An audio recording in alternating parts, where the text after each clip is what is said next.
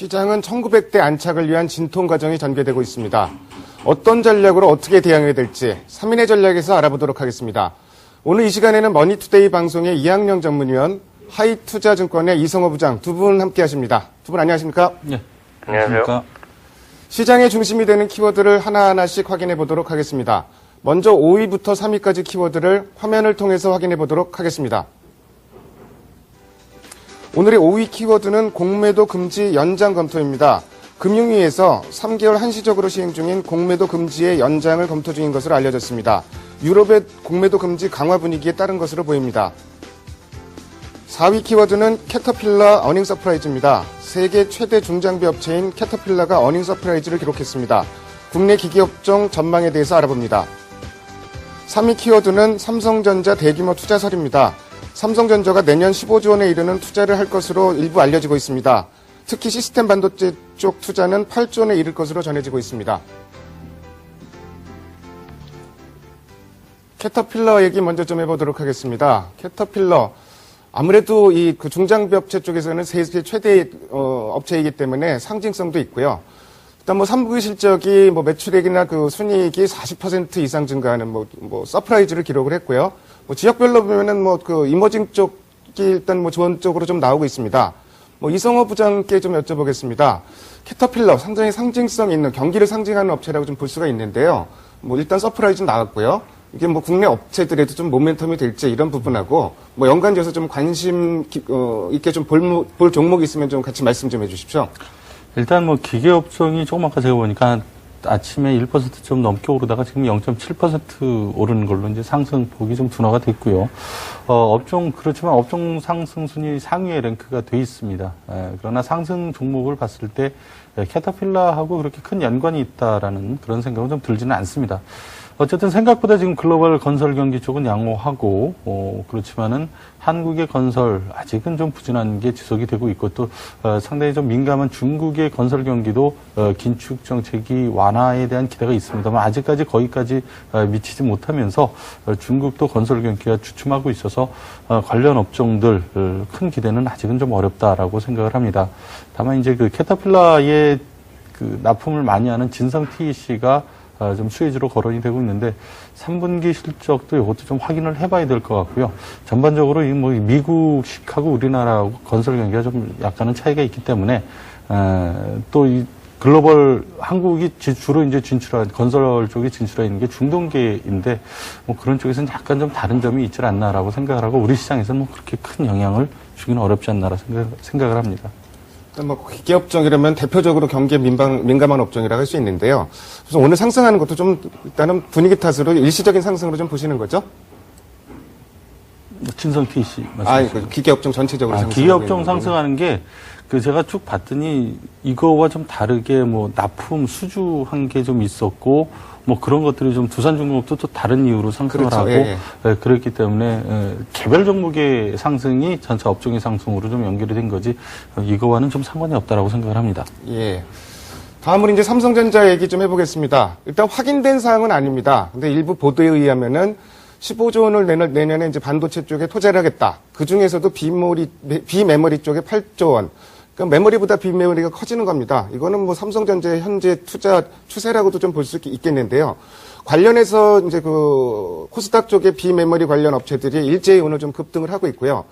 이학영 위원께서는 물론 이제 확정되지는 않은 상황인데 삼성전자에서 이렇게 투자를 하게 되면은 적어도 이제 비메모리 이런 쪽으로 좀 모멘텀이 될 수 있다고 보시는지요? 또 눈여겨볼 종목 있으면 같이 좀 말씀해 주십시오.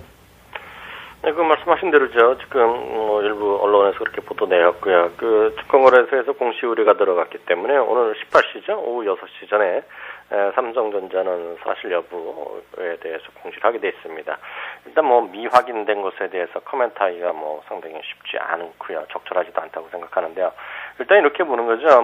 워낙 삼성전자다 보니까요. 몇몇 한 두 군데 증권사에서 벌써 코멘트의 자료가 좀 짧게라도 나온 거로 보입니다.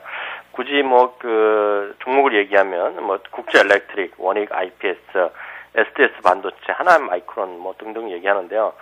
실제로 삼성전자가 투자를 하는 것은 뭐 사실이겠지만은요. 그렇다고 해서 오늘 뭐 주가를 급등할 요인이 뭐가 있겠느냐에 대해서는 약간 개인적으로 의구심을 좀 갖고 있습니다. 좀 더 진중하게 봐야 될 것 같고요. 그 삼성전자가 이런 투자를 과감히 적극적으로 하는 것은 결국은 애플 컴퓨터와 맞서서 자기네들의 시스템 반도체, 비메모리 반도체를 더욱더 강화하자는 그런 의미가 아닐까 싶네요. 결국은 모든 것의 중심은 삼성전자에 있다는 것만 다시 한번 확인될 뿐이라는 생각 갖고 있습니다. 예, 삼성전자가 지금 비메모리 쪽에 분명 집중하고 있는 건 맞는데 일단 뭐 투자 규모도 아직은 지금 확정이 안 된 상황이고 또 투자 규모를 확대한다래도 어떤 종목이 어떻게 그 수혜를 입을지 이 부분에 대해서는 좀 면밀한 분석이 좀 필요할 것 같습니다. 다음으로 오늘의 2위 키워드를 화면을 통해서 확인해 보도록 하겠습니다. 오늘의 2위 키워드는 미국 주택시장 살리기입니다. 미국 오바마 대통령이 모기지 재융자 활성화 대책을 발표를 했습니다. 뭐 그동안 뭐 재융자 대책이 있었는데 실제로 서민들이 쓸 수가 없는 뭐 그런 그 재융자였고요. 그거를 이제 뭐 수수료 깎아주고 수수료 이제 면제시켜주고 뭐 한도를 없애고 뭐 이런 식으로 해서 이제 그 활성화를 시킨다는 얘기고요. 더더군다나 최근에 이제 그 미국의 3차 양적 완화가 연준 위원들 사이에서 조금씩 다시 이제 거론되기 시작합니다. 근데 나오는 얘기를 보면은 거의 일치하는 얘기가 모기지 채권을 매입하겠다.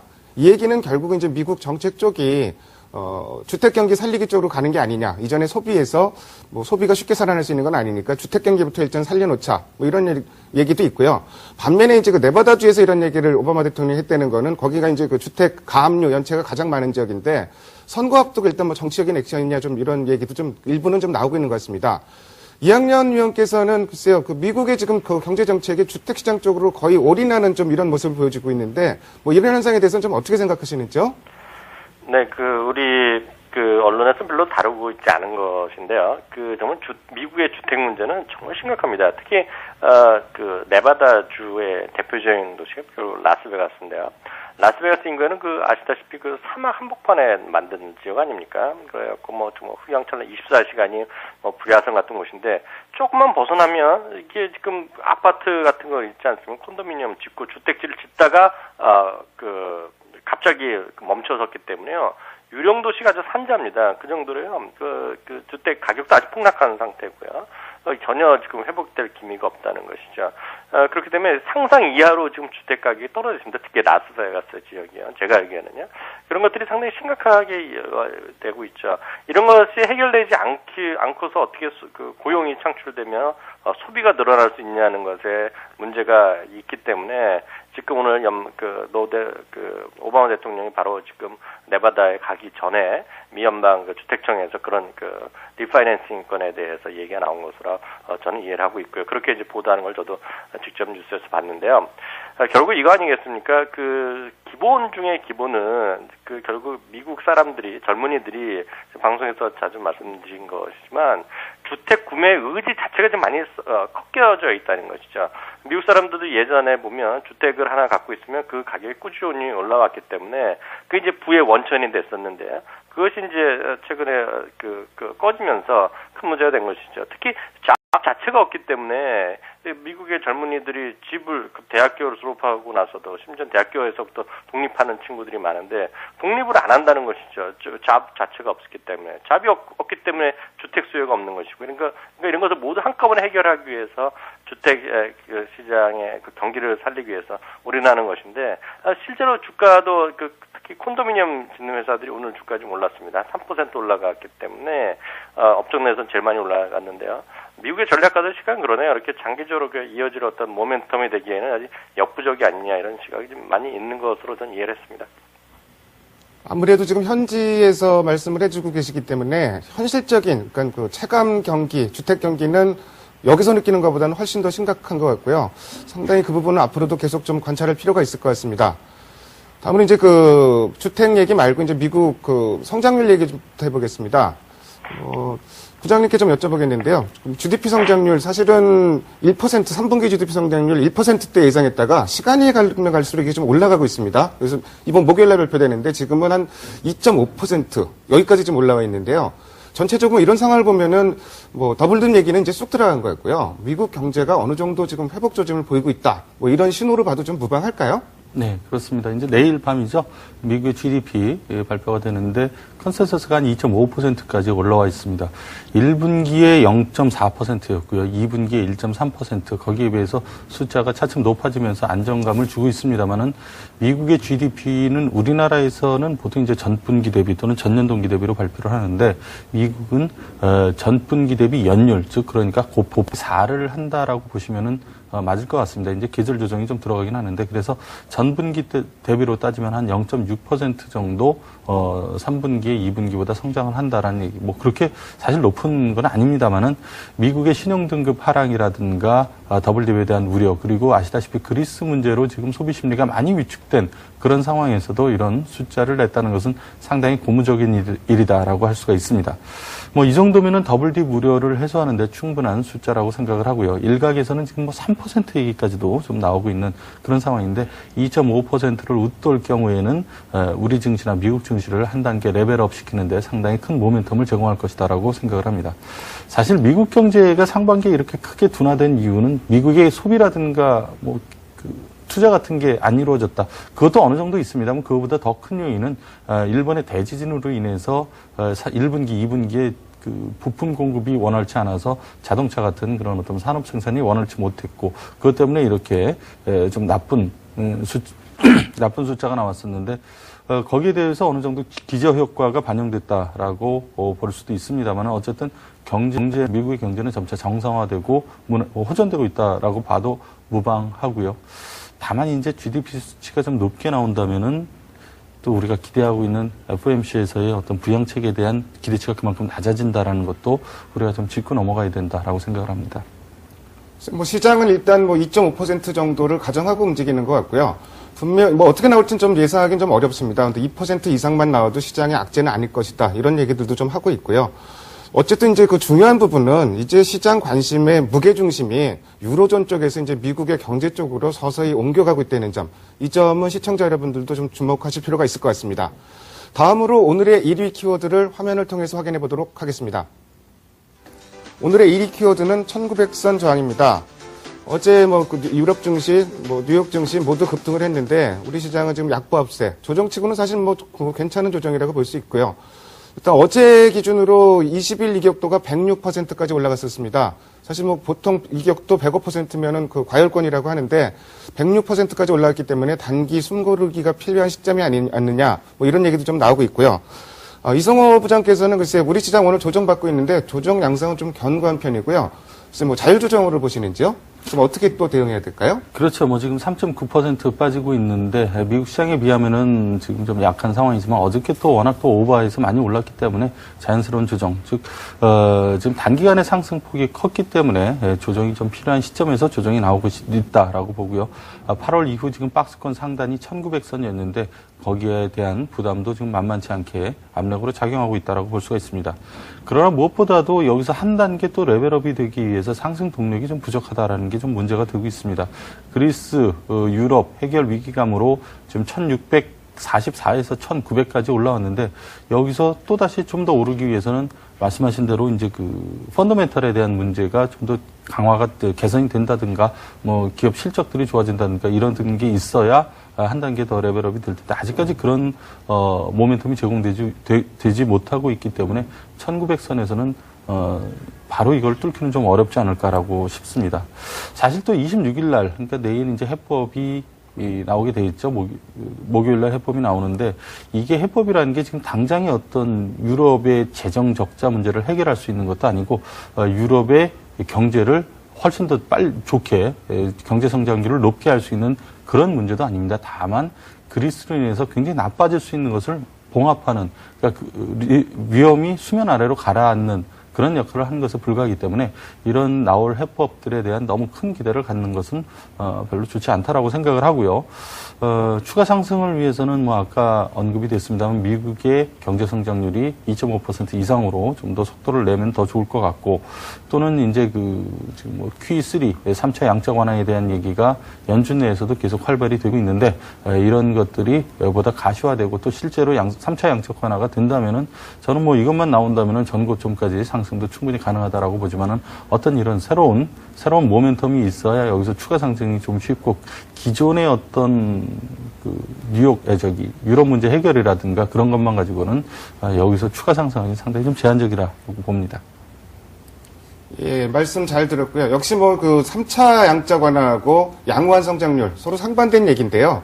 어쨌든 시장 관심은 이제는 실물 쪽으로 많이 쏠려가고 있다. 뭐 이 부분은 다시 한번 좀 짚어보고 싶고요. 사실 뭐 1900이라는 지수 매매하기 상당히 좀 애매한 지수대입니다. 그래서 뭐 주식을 사기도 그렇고 팔기도 그렇고 참 애매한 상황인데요. 이학년 위원께서는 글쎄요, 적어도 여기서 뭐 그 크게 빠지지는 않을 거란 공감대 상당히 많은 것 같은데 좀 어떤 전략으로 좀 그 가야 될까요? 그리고 뭐 관심 가져볼 만한 업종이나 종목이 있으면 좀 말씀해 주십시오. 네, 뭐 저도 기본적으로는 주식을 여전히 지금 비중을 유지하거나 좀 사야 된다는 생각 갖고 있습니다. 60에서 최소한 70% 정도까지 갖고 가야 된다는 생각 갖고 있고요. 저는 뭐 조정 기간은 그렇게 있어도 그렇게 길지 않을 거라고 기대하고 있고요. 1950 정도 가야서나지 한번 좀 치고받고 하는 게 진정 싸움이 있지 않을까 생각하고 있습니다. 물론 많이 떨어지지 않을 거는 기대하지만요. 또 혹시 모르죠. 세상 일이라는 것이 그리스 문제 이후 정상회담이 갑자기 모든 것이 파토나면서요. 문제가 다시 불거지면 주가만 떨어지겠지만 그렇지 않기를 기대할 뿐이라고 생각하고 있습니다. 저는 이렇게 봅니다. 1950까지 돌파하면은요, 비중을 오히려 조금 더 늘려야 된다는 생각 갖고 있습니다. 70에서 80% 정도까지 또 늘릴 필요가 있다는 생각 갖고 있고요. 종목 여쭤보셨는데, 저는 이렇게 생각합니다. 지금, 반드시 주식 내에 갖고 가야 될 것은 자동차를 반드시 갖고 가야 된다는 생각 여전히 갖고 있습니다. 30% 갖고 가셔야 된다는 생각 갖고 있고요. IT는 뭐 세상에 워낙 많은 IT가 있지만은요, 편하게 가실 분은 삼성전자를 가시는 것이고요. 매매를 좀 활발하게 하시면서 리스크 관리도 하시겠다 하신 분은 뭐 더 탄력적인 것들이 많이 있죠. 올라갈 때도 급등하고 내려갈 때도 급락하는 LG 디스플레이나 하이닉스, 그리고 L전자 실적 때문에 좀 약하기도 하지만 그런 것 쪽으로 가시는 거 뭐 선택사항이라고 봅니다. 다만 저라면 삼성전자가 훨씬 더 매력적이라는 생각 갖고 있고요. 그 다음에는 좀 큰 주식 중에서 하나 더 말씀드리면 계속해서 기회가 있을 때마다 말씀드리지만요. SK CNC 같은 경우 사상 최고가 가고 있는데요. 이런 주식 여러분들 관심 갖고 계속 보셔야 된다는 생각 갖고 있습니다. 역시 뭐 큰 종목으로 가나 또 안정성도 같이 생각을 하면서 매매를 해라 이런 말씀을 하셨고요.